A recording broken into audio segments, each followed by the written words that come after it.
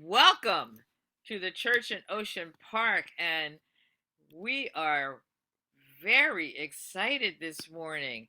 It is our annual, right? You would say annual Labor Day celebration. So it is Labor Day Sunday, and we have some wonderful guests with us, and that's Magpie, but you'll hear more about them shortly.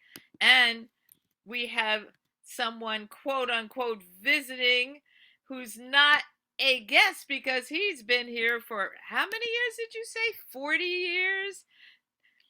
And that is Ross Altman. So, Ross, can you just say a quick hi to everybody? Hey. Hello, everybody. Happy to be here Mm-hmm. And we are so thrilled to see you. And hi, with Reverend Janet. Janet there. Yeah. So, well, I'm going to start off with a song. I think I've used this for the past several years, but I just always love this song. And I know, Louise, this is one that you like too. And I think the words ought to be in the chat. This is from a friend of ours, a friend of Magpies, I know, a friend of mine. And Louise, I know you know this song. It is by Charlie King called Our Life is More Than Our Work. Here we go. Oh, look all around you, say, look all around you. See all there is just to be alive about. Look all around you, say, look all around you.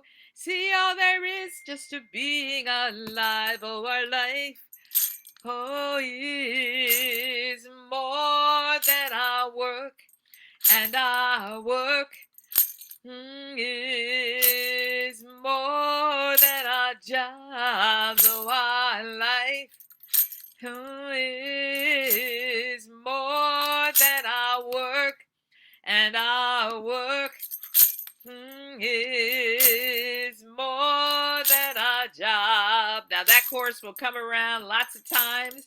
So hey, sing that with me. Here we go. Oh, our life is more than our work, and our work is more than our jobs. Oh, our life, oh, is more than our work, and our work is more than our job. I see you swaying there. That is looking good. Oh, here comes a good verse. Time clocks and bosses, investments and losses. How can we measure our life in numerals? Time clocks and bosses, investments and losses. How can we measure our life in this way? Oh, our life is more than our work, and our work is more than our job. Oh, our life is more than our work, and our work is more than our job. Oh, yeah. Okay, here we go. Next verse. Think how our life could be, think how our life could flow, if just for once we could get into letting go. Think how our life could be, think how our life would flow, if just for once we could let ourselves go. Oh, our life is more than our work, and our work is more than our job. Oh, our life, oh, is more than our work, and our work is more than our job. I think we got one more good verse from good old Charlie King. Here we go. So let go what holds you back. Close your eyes, take a dive. We've got a universe we've got to keep alive. Let go what holds you back. Close your eyes, take a dive. We've got a universe fighting to live. Oh, our life is more than our work, and our work, is more than our job. Oh, our life is more than our work, and our work is more than our job. That's looking good. Let me see your hands. Yeah, let's do a little something, something. Whatever you want to do. Here we go. Oh, our life is more than our work, and our work is more than our job. Oh, our life is more than our work, and our work is more than our job. Welcome. Welcome to the church in Ocean Park. We are so glad to see you here on this very special morning. We've got MAGPIE here. We've got Ross Altman here. We've got my mom, Mama iJoy. She's in the other room, but she's here. And that, yes, yes, yes. And oh gosh, so this is a special morning, and to see everybody. Thank you so much for being here. Now, you might be wondering if you are welcome here. Well, we are an incredible interfaith community.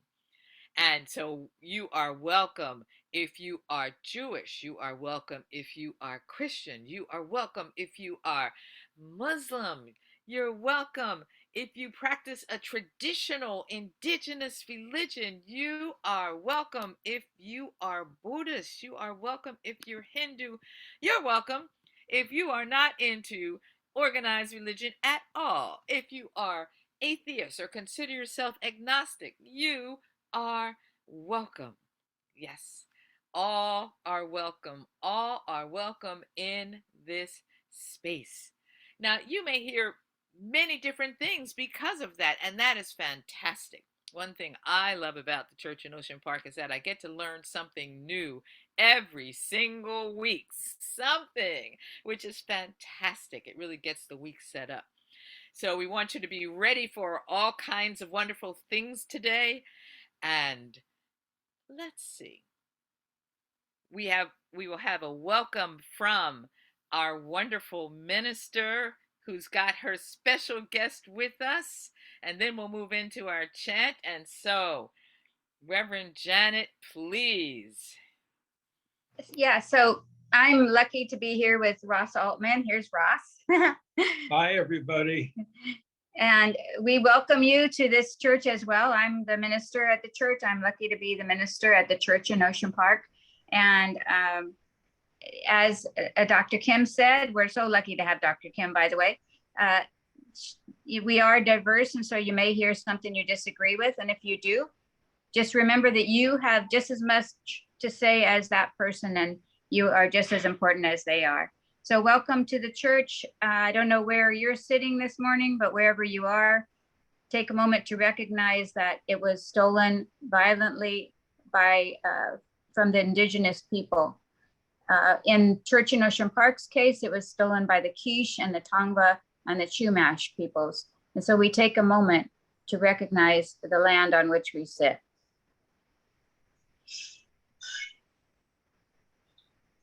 Welcome to the church in Ocean Park, from Ross and me. Thank you so much, Reverend Janet. And yes, I'm here in Philadelphia, Pennsylvania, so on the land that was taken from the Lenape. And what's incredible, and I just found this out actually last week, is that there are probably 13 to 15,000 of the Lenape who are still living right here in the Philadelphia area, which is just fantastic. And I see people are really stoked up today. Let's see. Donna has bread and roses. She's got a bread and roses embroidered quilt. I mean, this is quite a morning for our Labor Day Sunday. So we're going to center ourselves. So please breathe. Take a stretch if you like. And we'll center ourselves with a chant that we use every week from Thich Nhat Hanh. And the words are in the chat. They say, I have arrived, I am home, in the here and in the now. Yes, so please take a breath and we'll sing this 3 times together. I have arrived, I am home, in the here and in the now. I have arrived, I am home, in the here and in the now.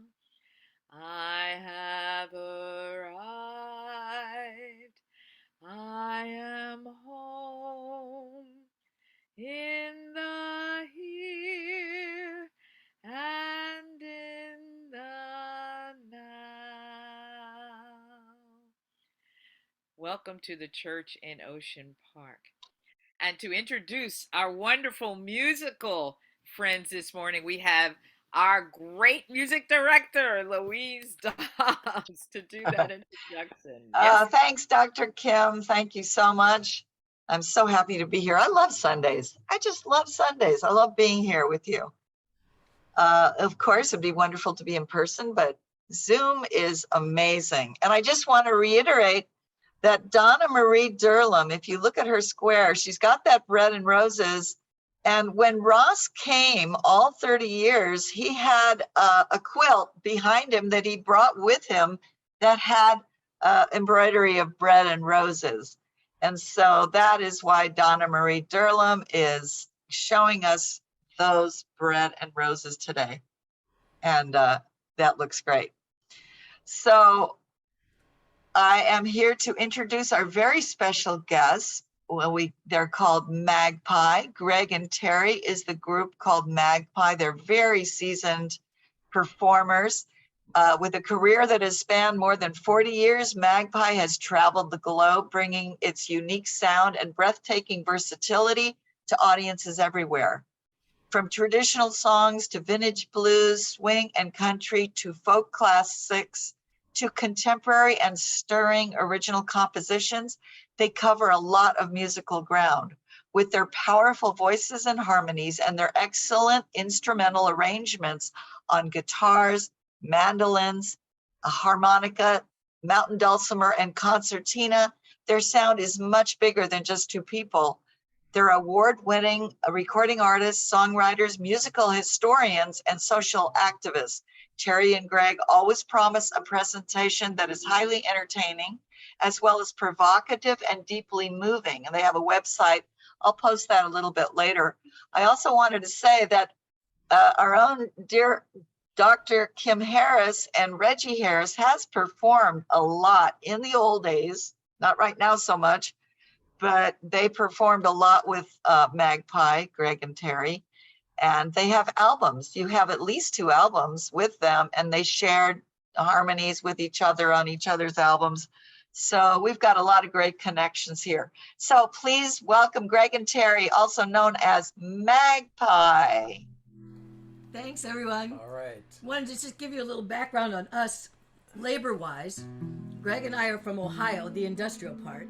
When I was a kid, you couldn't see the sky because my dad worked for Firestone Tire and Rubber Company. He was a shop steward and in the union, and Greg's family was in steel. So we grew up in the Rust Belt. We wanted to share this Utah Phillips song with you. All right. So this song is this was written by Utah Phillips and Paul Cam, and we've adapted it some. We've written some new words for it. But this is a kind of a call and response. We'll sing a line. The chorus is, "Working on a ship may never sail on. ship gonna sail someday, and then you repeat that line. During the verses, we sing a line, and then we're gonna sing ship gonna sail someday, and then we're gonna sing another line, and then gonna build it anyway. So you can catch on to that. I think the lyrics should be up in the chat too. So here goes.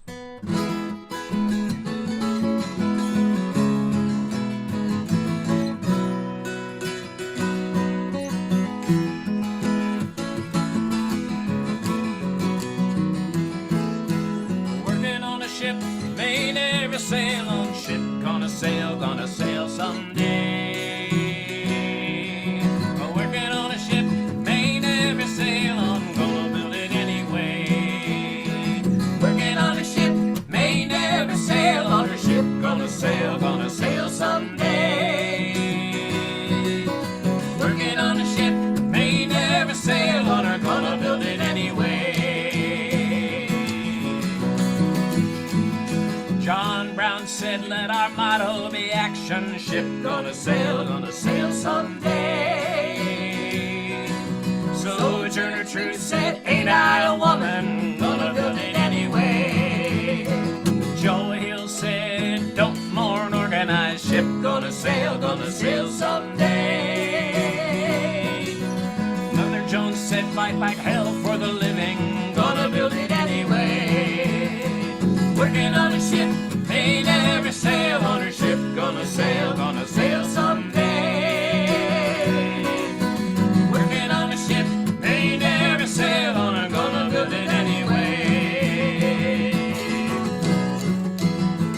Jean Deb said, while there's a soul in prison, ship gonna sail someday. Cesar Chavez said, viva la huelga, gonna build it anyway. Martin Luther King said, I have a dream, ship gonna sail someday. Ella Baker said, give light to the people, gonna build it anyway. Working on a ship, may never sail on her ship, gonna sail someday. Working on a ship, may never sail on her, gonna build it anyway. Paul Robeson said, no one can silence me, ship gonna sail someday. Howard Zinn said, there's no flag big enough, gonna build it anyway. Judy Barry said, protect Mother Earth, ship gonna sail someday. Phil Barrigan said, war is terrorism, gonna build it anyway. Working on a ship, may never sail on a ship, gonna sail someday. Working on a ship, may never sail on her, gonna build it anyway. Utah Phillips said, singing through the hard times, ship gonna sail someday.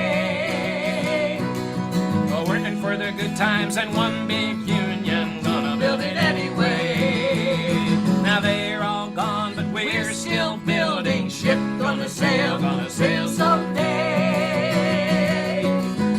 Working on a ship, they never sail on her, gonna build it anyway. Yeah, they're all gone, but we're still building, ship gonna sail someday. With hands and hearts and minds and muscle, gonna build it anyway. Working on a ship, they never sail on her ship, gonna sail someday. Working on a ship, they never sail on her, gonna build it anyway. Working on a ship, they never sail on her ship, gonna sail someday. Working on a ship, they never sail on her, gonna build it anyway. Gonna build it anyway. Gonna build it anyway. Working on a ship.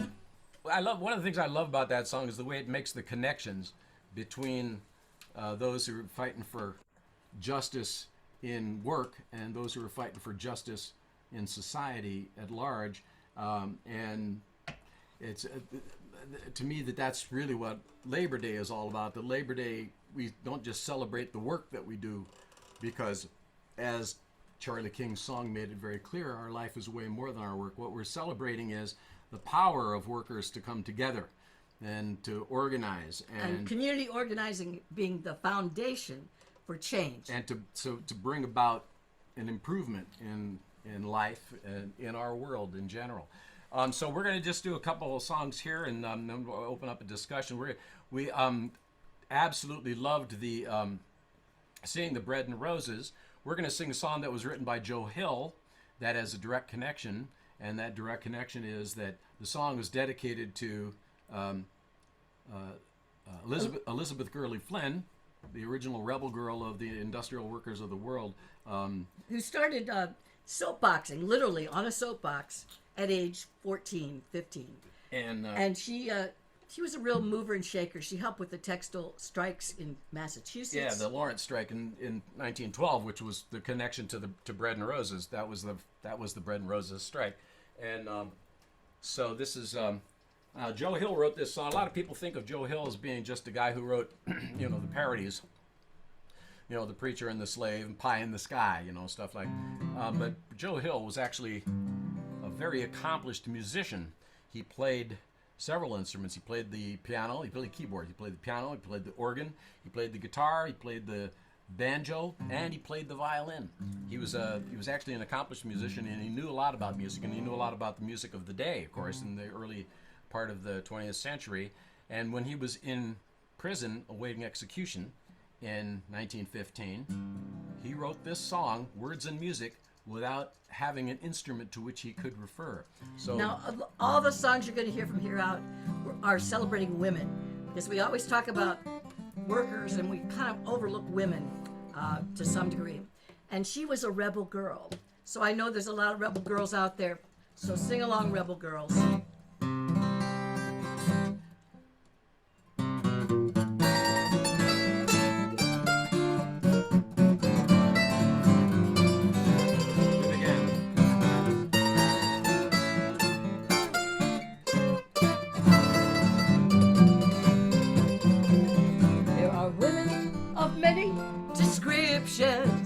In this queer world, as everyone knows, some are living in beautiful mansions, some are wearing the finest of clothes.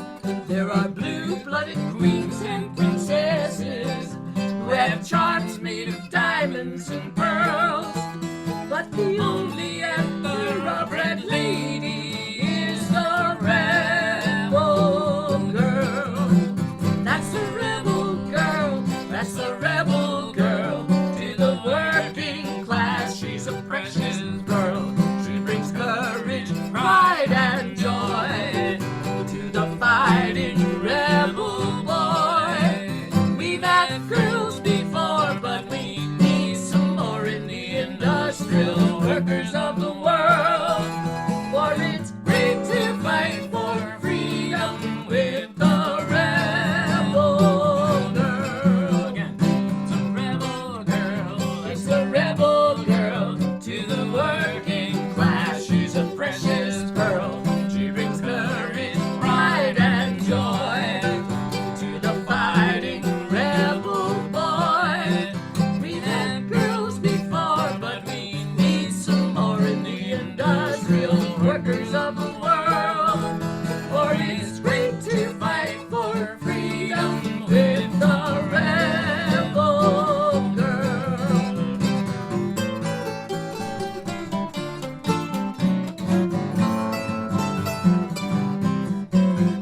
Now her hands may be hardened from labor, and her dress may not be very fine, but a heart in her bosom is beating.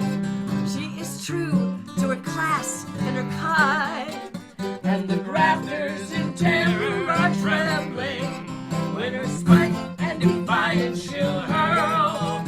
But the only thoroughbred lady is the rebel girl. That's a rebel girl, that's a rebel girl. To the working class, she's a precious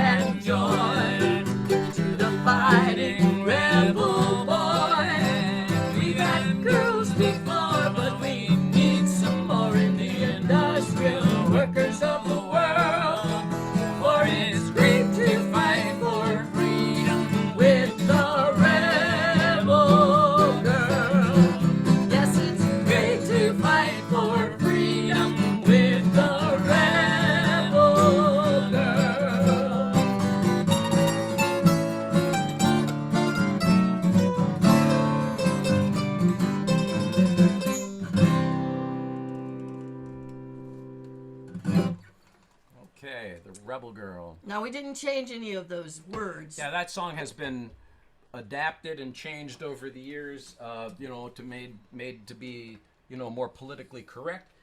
We went right back to the 1915 lyrics and said, and to the 1915 sheet music, and figured out exactly what was written. It wasn't a bluegrass song, and it wasn't some slow mournful thing or so slow reverential thing. It was a ragtime march, and by golly, that's the way that Joe Hill wrote it. So we said, it was just fine the way it was, the way the original was. Now, of course, we're talking about the IWW. Greg and I are two card-carrying members of Local 1000, which is a musicians traveling union. If you belong, go ahead and applaud. And we're also IWW. People think the IWW just disappeared. Well, it never did. And it's now getting stronger and stronger. And we're lucky that today, 2022, unions are growing. Unions are becoming important again. So let's hear it for the unions. Yeah, let's hear it for and it's a lot of young people who are taking up the union cause in their various places of work. And Elizabeth Gurley Flynn, Joe Hill, these are all the heroes and sheroes that whose shoulders we stand on. We do not forget our martyrs and our heroes and sheroes. So we're going to sing a song that we wrote. This is dedicated to one of the co-founders of the Industrial Workers of the World, a woman by the name of Lucy Parsons. And Lucy was she was a pretty famous person in the labor movement right around the turn of the century. One of the reasons that she was so famous was that her husband, Albert Parsons, was one of those demonstrators at Haymarket Square in Chicago who was arrested and charged with rioting and then executed. So she was the widow of the martyr, the great martyr of the movement. But she was vastly more than just the widow of the martyr of the movement. The fact of the matter was that she and her husband, Albert Parsons, had come up from Texas, and they were living in a relationship that was decades ahead of its time. He was a white former Confederate Army officer who married a black woman, and then, of course, had to leave the state of Texas and ended up in Chicago, where the two of them co-founded the Chicago chapter of the Knights of Labor. And then Lucy, she grew up in a number of different homes, in a number of different circumstances. At one time, she was reared by a family by the name of Gonzalez, and so she was actually thought to be maybe not actually black, but thought to be perhaps Latina. Well, as it turned out, that probably wasn't true. Some people said that they thought she was a Native American, that she might have had Indian blood, as they said in those days. Well, the fact of the matter is that Lucy Parsons basically just let them say what they wanted to say. But they basically tried to, for many generations now, they've tried to take Lucy Parsons' legacy and sort of kick it to the curb. But we were so fascinated by her story, we made up this song for her. It's got a great chorus, so please sing along.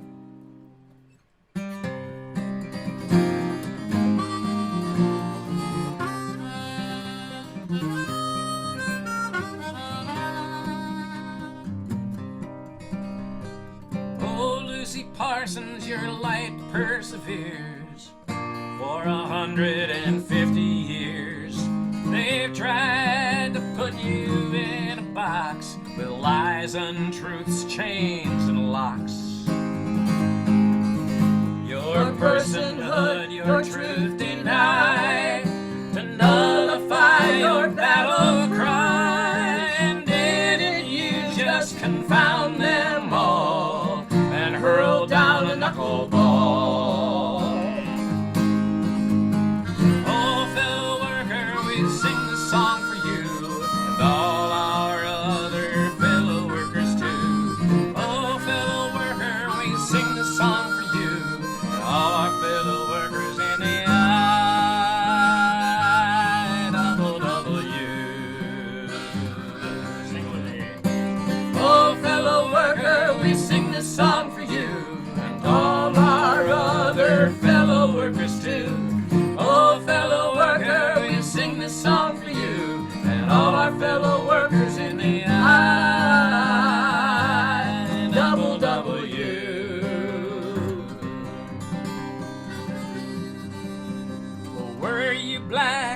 or brown or red. To them it didn't matter what you said. If your line could just be verified, they could just sweep it all aside.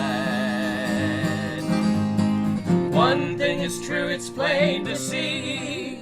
A rainbow's light is truly free. With the rain that fell and the sun shone bright, that fleeting arc fades out of sight. Oh, fellow worker, we sing this song for you, and all our other fellow workers too. Oh, fellow worker, we sing this song for you, and all our fellow workers in the IWW.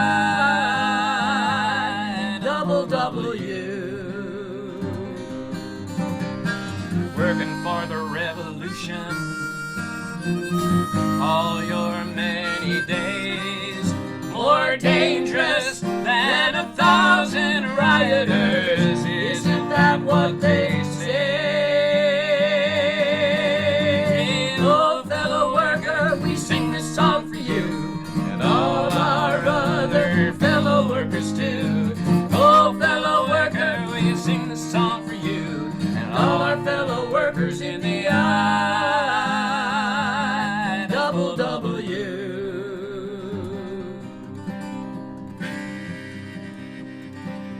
Around the world in many lands, fighting for the rights of working hands, a voice that could not be confined, controlled, conquered, or left behind. Oh, fellow worker, persevere. We hear you still year after year. The lies, untruths, chains, and locks couldn't keep you in a box.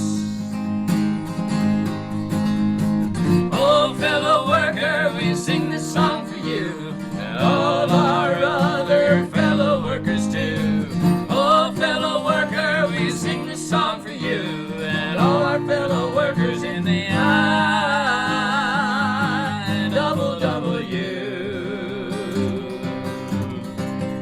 Oh, fellow worker, we sing this song for you, and all our other fellow workers too.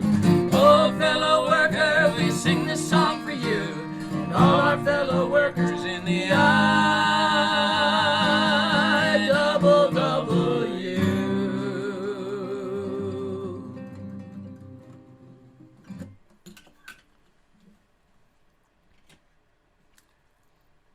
Thank you, thank you. Thank you very much. So we're saving that last song so after we have a moment here with the community sharing. So if you have any questions or you'd like to know anything that we haven't talked about, let's do it. Well, let's see. Reverend Janet, usually she guides the community sharing, but I don't know. Are you going to do that today? What do you think? Yes. Yeah, we can do it. Okay. I think we can do it. Let's see. Okay, so if you have something to ask or some comment you'd like to make for MAGPIE, please raise your hand. And if I don't see you, somebody please alert me. Is anybody raising their hand? Let's see. I see Craig Ali has a hand raised. All right, Craig. Yes. In listening to you, I can't help but wonder, as soon as the labor movement and the unions were established and starting to have influence over much of the political issues confronting us, there was a backlash which deemed various government agencies or various states as right-to-work states. And I'm wondering specifically if you have an opinion in reference to, those that don't necessarily believe in fair negotiations, what the status and what the future is for those folks, and the labor movement in areas that have these strong right to work type attitudes and laws within that. Our feeling about it is that in the states that are so-called right-to-work states, basically what you have going there is a political structure that is pretty much tilted in favor of the employer class, and the corporate class, and the money class, as opposed to the workers themselves. And it's a typical double speak misuse of the word. To say that it's actually a right to work state, when in fact basically it may be a right to work, but it's not about the workers' rights. And so it's a kind of it's very deceptive, as a lot of the kinds of double speak that we're hearing now coming out of the ultra right wing in this country, where they'll commandeer a term and totally twist its meaning upside down and backwards. So our sense is that if the workers, as Joe Hill said beautifully in his song "Workers of the World Awaken," if the workers take a notion, they can stop all speeding trains. All you got to do is stand there and cross your arms, and the whole wide world stands still. The thing is that what I think a lot of people are seeing now, particularly a lot of younger people now who are working in the service economy, are discovering now the power of organizing, the power of coming together. And it doesn't so much have to do with being part of a syndicate, a union syndicate, but it has to do with you and your fellow workers coming together to organize for rights, for better working conditions, for better wages, and that's really what it's all about. And if you go back to the industrial workers of the world, our union is, I guess, a little bit more radical, because of course originally our goal was, and still remains, to just abolish the whole wage slave system in the first place. That the ownership should be at the point of production. That the workers should own what they produce and and they should own the wealth that they create. And of course, growing up in that milieu, of unions in Ohio, if your family wasn't involved in the union, that was unusual, because we were all brought up in the industrial part of Ohio with that kind of consciousness that still permeates. But as Greg was saying, now with the next generation, they're starting to realize that their voices together and their actions together make a change, make a big difference. Okay, I think, does Jean Gasca have her hand up? Yes, I wanted to hear the story of the beginnings of MAGPIE and how you chose the name. Well, my last name is Leonino, and my grandmother... What's so wrong with that? My Italian grandmother named me Teresa Carmela Leonino. It was a little long for somebody to write in Catholic school that name, but Greg's last name is Artsner. You put a Z in it. People just look at all the vowels and they kind of freak out and they don't know how to say it. And we're birders. When we're not playing music, we're out there looking at the birds. We have bird feeders all over here. We're big into birds. And the funny thing was that one day we were practicing, and at that time we had a friend who played the banjo, and he had very curly hair.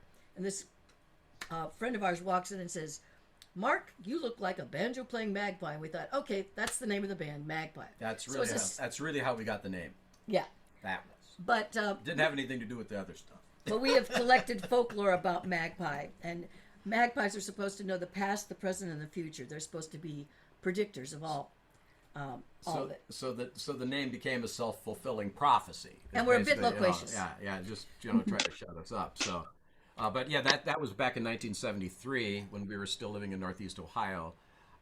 And then, of course, since then, it has literally become a self-fulfilling prophecy, because all of this lore about magpies has sort of descended on us, and we have become the magpies.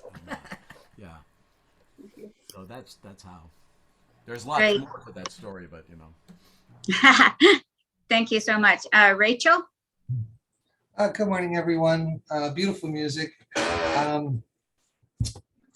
I'm all for unions when they protect the workers from exploitation, and making sure that they have safe work environments, and are able to have time off to enjoy family and things like that. At the same time, and just before I jumped into the service today, I was reading an article from LA Progressive about there's a couple of bills going through the state legislature here at the end of the session, having to do with the oil industry. One of them is the setbacks. There's a bill,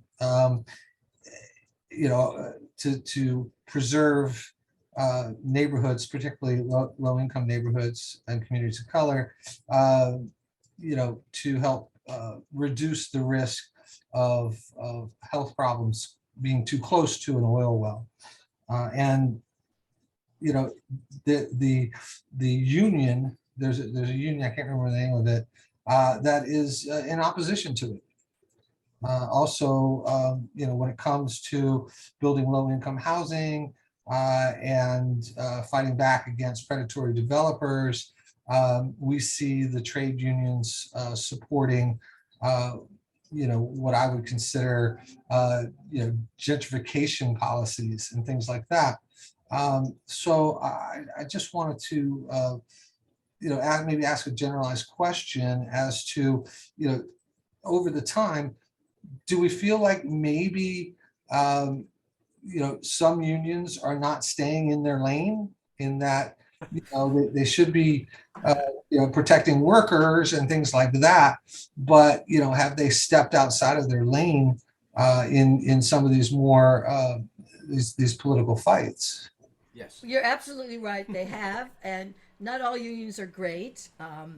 There's a lot of politics that goes on there, but just like everything else, they go for the communities that are poor, the communities of color, the communities that have no way to fight them, and that's what the major part of the problem is that they just don't always do what they should do. Well, theoretically, a union would jump in. Would be the champion, but as Terry said, it's a matter of What yes, that within the union movement, all of the unions haven't been completely saintly. There's been a fair amount of corruption in the big unions, and obviously they play political football with people's lives and treasure, and that particularly over the course of the latter part of the 20th century with the AFL-CIO and certain corruption within the union movement. Those of us who are in the rank and file, we feel horrible about that kind of stuff, and we certainly don't countenance. So we would not vote to support anything like that. Our union, the IWW, is absolutely opposed to anything like that. Anything along the lines of gentrification and stomping on the rights of people who are, unhoused, for that matter. It's just to us, the whole idea of union is bringing the power of organization, the power of community to bear in favor of human rights, and not the rights of the wealthy, the landed class, the manufacturing or corporate class. But one of the hopes I see happening today in 2022 is it's the younger generation that are finally getting that, and they're finally organizing on a ground level. So it's not like they're just joining some big union that already has a lot of members. Yeah. They're actually creating, like at Starbucks, a union. And also, it's one of those situations where the rank and file obviously always needs to have their voice, make sure that their voice is being heard by their so-called leadership, And if the people lead, the leaders will follow, and that is and ought to be certainly true in terms of any union. The union leadership shouldn't just be going off and doing things without getting the approval, the assent Of the workers. of the rank and file of the workers themselves. Yeah. Well, there's some hands. Okay, thank you. Louise? Yes, we have a full house this morning, and I just want to welcome people who haven't been here for a while, who are new here. Hi, Judy. I see Judy's here, our longtime administrator. I want to say hi to Mr. Lockmiller, who's calling all the way from Indiana. Welcome back, sir. It's good to see your number there, even if we can't see you, but we're glad you're here. So welcome, everybody. That's all I want to say. Thank Hi, you. Lee Beck. Thank you, Magpie. You're fabulous. Lee Beck is also here. Yes, welcome. Hi, Lee Beck. Lee. Thank you. My apologies for tuning in a little late. I had a part and I missed my part. I'm sorry about that. But I was a union organizer and a union representative for several years. And I highly value unions. I know a lot about the corruption the unions can get into. But I think on the long run, unions are incredibly valuable. My son owns a big fence company in Northern California. And it just thrills me to know that all his workers are unionized workers. And it's just great, to know that that's going on. And you'd be surprised how hard it is to find people to do some of those unionized jobs these days. It's really amazing because they're hardworking jobs. But so I wanted to apologize to Janet and Louise for being late and not showing up. And I wanted to say, and I love hearing these labor songs, the IWW and good old Joe Hill and all that crowd. It's just, I love those stories and the wonderful way it all got started and what it did for humanity, really, and the workers of the world is amazing. The union movement, we need it. It's most important. And it's like combustion. It just breaks out. And right now it's breaking out because the young people are starting to see that it's important. And I also wanted to say what a pleasure it is to see Ross Altman, my old buddy over there. And I want to say hi to Ross. And I love you, Ross. It's great to see you. Hi, Lee. Hey, buddy. Hi, how are you? Wonderful. It's good to see you. So wonderful to see you. Yeah, we did a few of these church services together in our day, too. And One or two. Yeah, a lot of other stuff, too. So it's great to see you, Ross. And Judy Abdo, too. Great to see you, Judy, my old buddy. All right, that's all I got to say. Thank you. Thank you.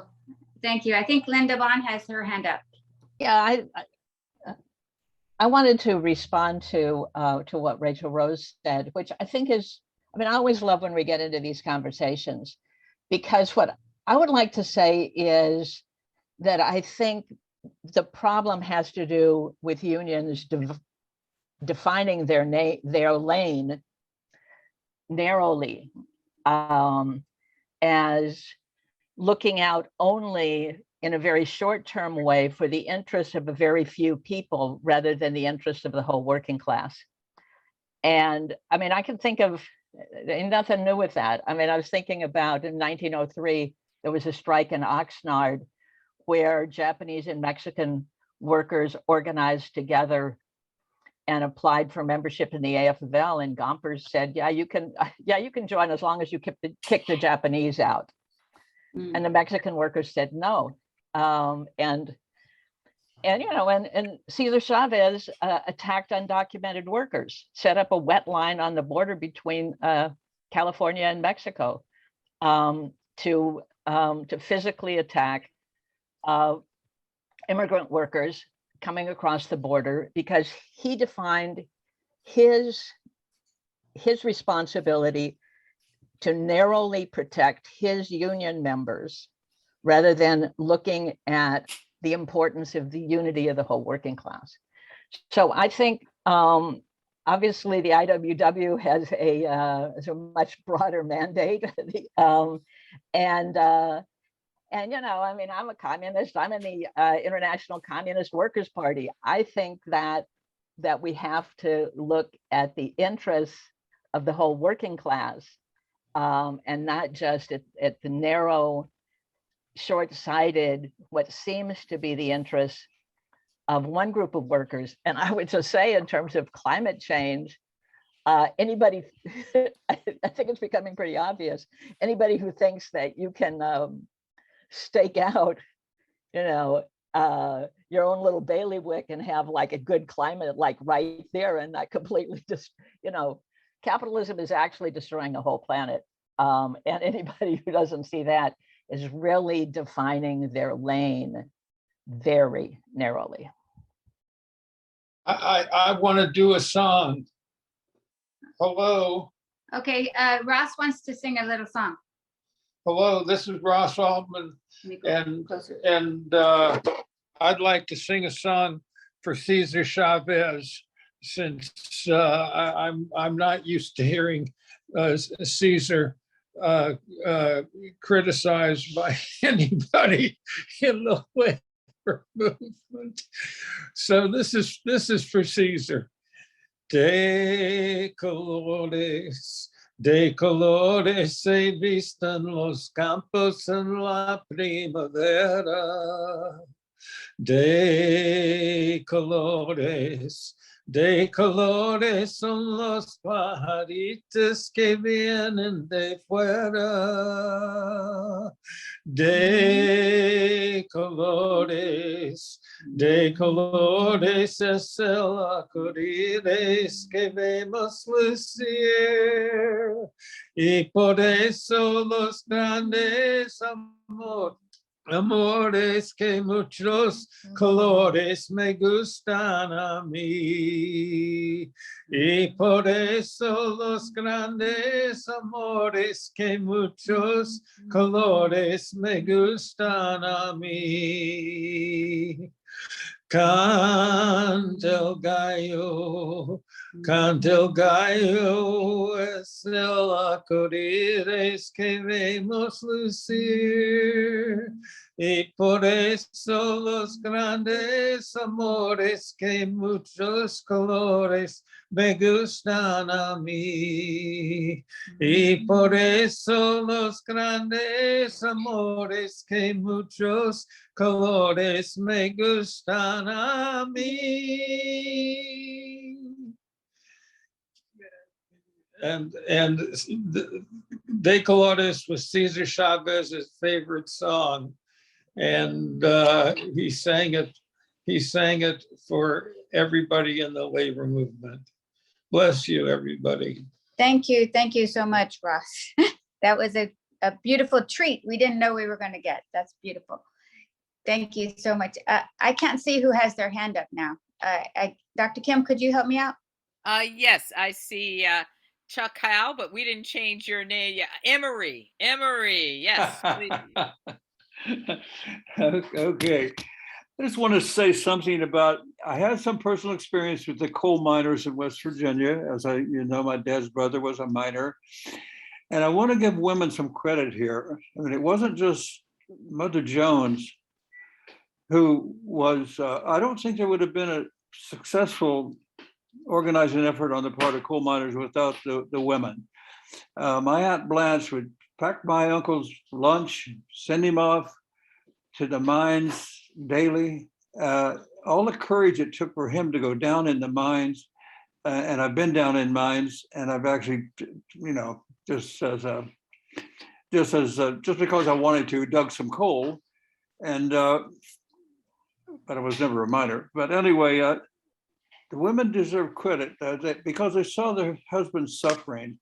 My Uncle Cecil would come home every day just as dirty as a man can get, and on the back porch in a wash basin, he would clean up, coughing and gagging the coal dust. And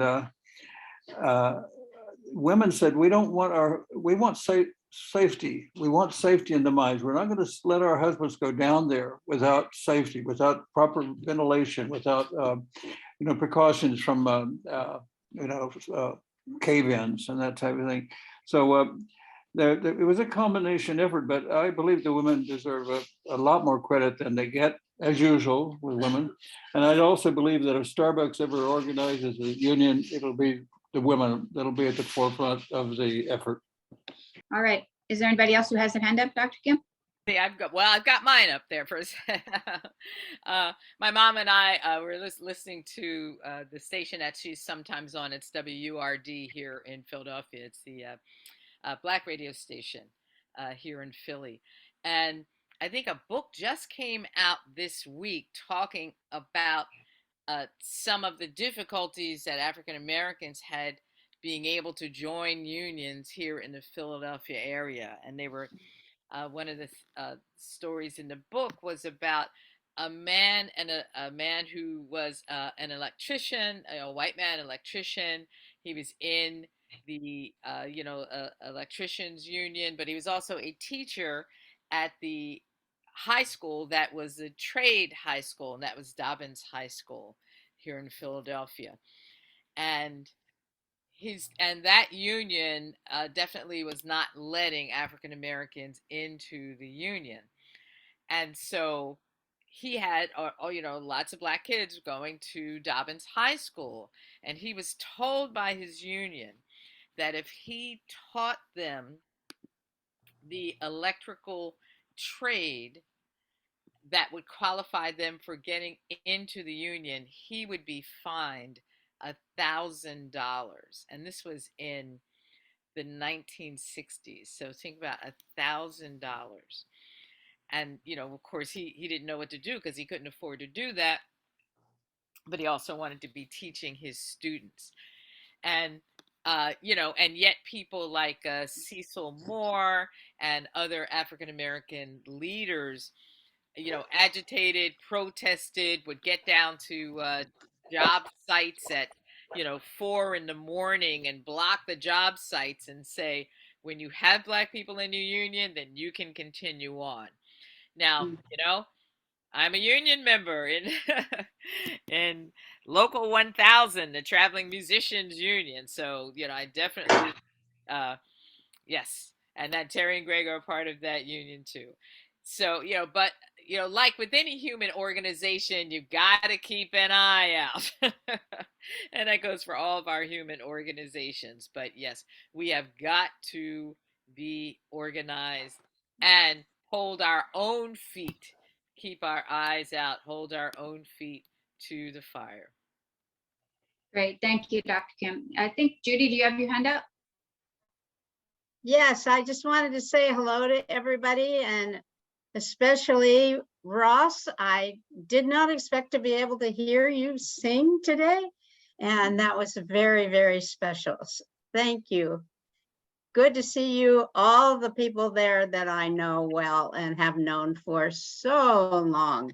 It's really good to see your faces. Thank you so much. It's good to see you, Judy.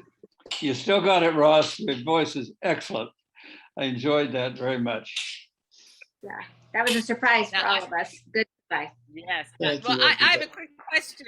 Since we've got Ross there, and I know the Magpie, you're going to do another song in a minute. Ross, is there any other a song or a snippet of a song you would like to sing right now? I mean, I would love to. I would love to sing a song by Woody Guthrie from the old days. I'm a union man in a union war. It's a union world I'm fighting for. There's a better world coming. I'll tell you why. There's a better world coming. I'll tell you why. Well, we'll all be union and we'll all be free. There's a better world coming. Can't you see? There's a better world coming. Can't you see? There's a better world coming. Can't you see? There's a better world coming. Can't you see? Thank you. My pleasure. Okay, great. Thank you for asking. Anybody else have their hand up, or are we ready for another Magpie? Or is it time for, who's up next, Dr. Kim? I think it is. We're ready for another song from Magpie, and also we have to welcome someone else. People, we have a full house today. A friend of mine and a great friend of Magpie's, our friend Nancy Daynard, is now here. She's coming from upstate New York.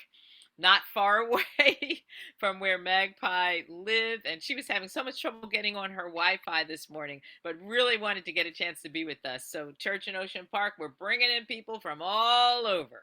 So welcome. Well, we wanted to end our song portion of this wonderful gathering. Again, a woman named Ronnie Gilbert. A lot of you probably know who she was. She was a member of the Weavers.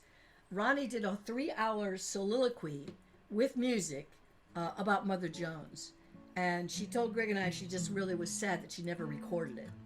And we are too. But the music that came out of it, the music that she helped write, to us, this song we're going to sing is probably one of our most favorite labor songs. It's called Build High the Bridge, and I just think it encompasses so much in such a little time. Before we do it, I would like to personally thank Ross for singing those songs. Thank you for De Colores, and thank you for Better World. That is one of our favorite Woody Guthrie songs, Better World of Coming. We've been singing that song for years. And Chuck, thank you for your comments about life in the mines, in the mining country. Very important. I want to point out that we know that all of our heroes and sheroes are also not perfect people. That Mother Jones was obviously incredibly important to the organizing fight in the coal mines. She was also a co-founder of the IWW along with Lucy Parsons and Eugene Victor Debs and Big Bill Haywood. But she also was not particular. Her finest hour was not the Battle of Blair Mountain. Okay, so we recognize that there are faults, that there have been pitfalls, and some of our heroes and sheroes have fallen into those pitfalls and then stumbled their way out of them. But this is I think some of the finest stuff that Mother Jones ever said, paraphrased, turned into a song lyric, and a lot of it was actually based on stuff that came out of that founding of the IWW in 1905. So the song that Terry said, it's called Build High the Bridge. Thank you all so much for inviting us. Yes, thank you for inviting us. We really enjoy it.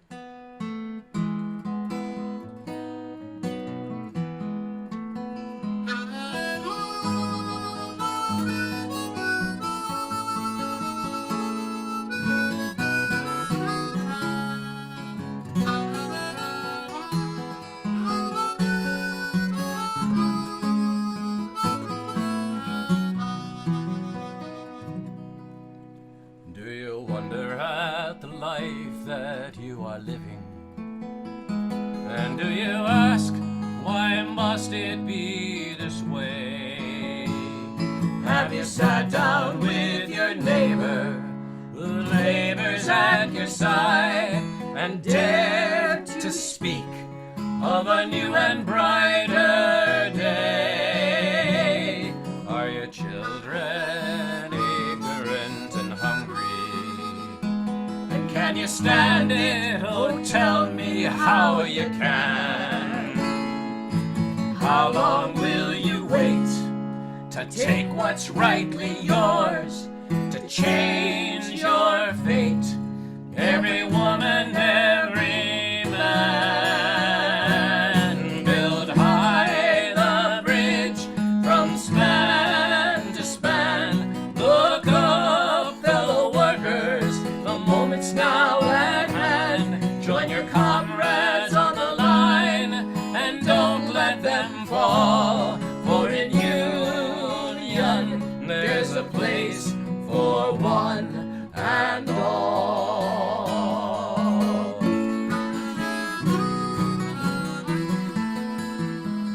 Were you born a native to this country, or were you born somewhere in foreign parts? What happened to the promise that brought you across the sea with the flame of freedom burning in your heart? It was dignity and a hope they said you'd find here if you would join in the building of this land. But the barons of gold, like the barons of old,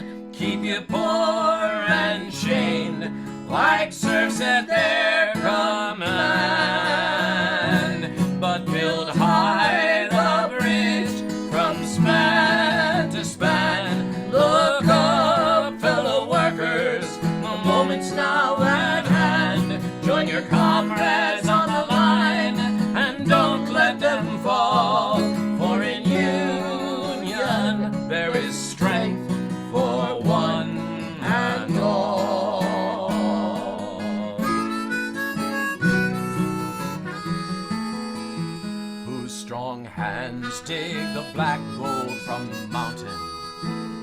Who tills the soil, runs the foundry and the mill. Don't you know, my friends, you've just to stand your ground and fold your arms, and the whole wide world stands still. Build high the bridge from span to span. Look up, fellow workers, the moment's now at hand. Join your comrades on the line and don't let them fall. For in union there's a place for all. Yes, in union there is strength for all. Build a union with hope for one and all.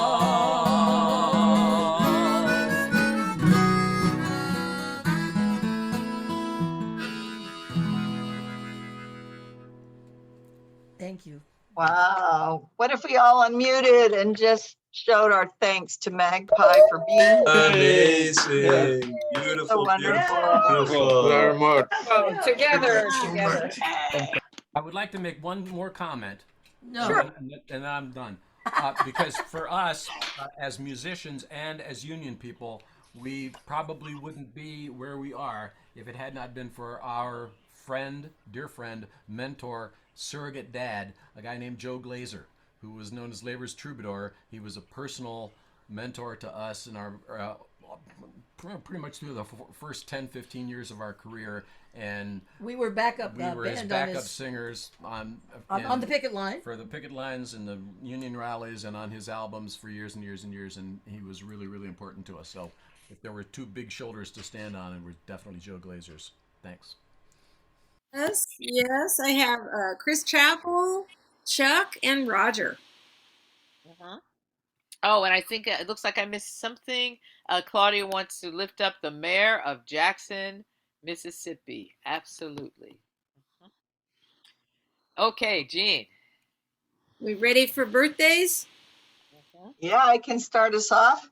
Okay. Happy birthday to you. Happy birthday to you. Happy birthday, dear Chris Chappell. Happy birthday, dear Chuck Emery Howe. Happy birthday, dear Roger. Happy birthday to you. In our hands is placed the power greater than their hoarded gold, greater than the might of armies magnified 1,000-fold. We can bring to birth a new world from the ashes of the old, for the union makes us strong. Solidarity forever. Solidarity forever. Solidarity forever. For the union makes us strong. So one more time. Solidarity forever. Solidarity forever. Solidarity forever. For the union makes us strong.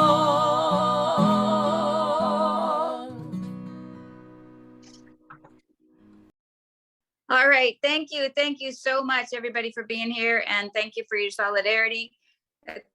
Unmute, and we're going to say together, carry on. Everybody unmute, and chaotically, we do this in our big circle, a big circle around the country and around the world. We say together, carry on. 1, 2, 3. Carry on. Carry on.